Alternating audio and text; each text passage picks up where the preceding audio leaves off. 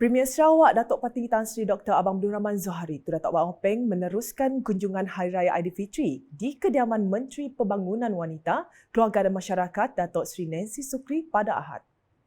Datuk Patinggi Abang Zohari serta isteri Puan Sri Datuk Ahmad Jumaani Tun Tuanku Bujang tiba kira-kira jam 10.22 pagi dan disambut mesra oleh Datuk Sri Nancy Sukri serta ahli keluarga.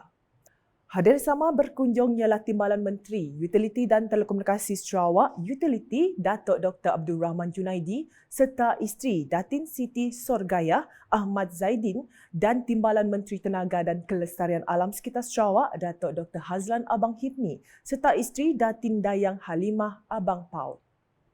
Kira-kira 100 orang jemputan turut hadir memeriahkan majlis tersebut.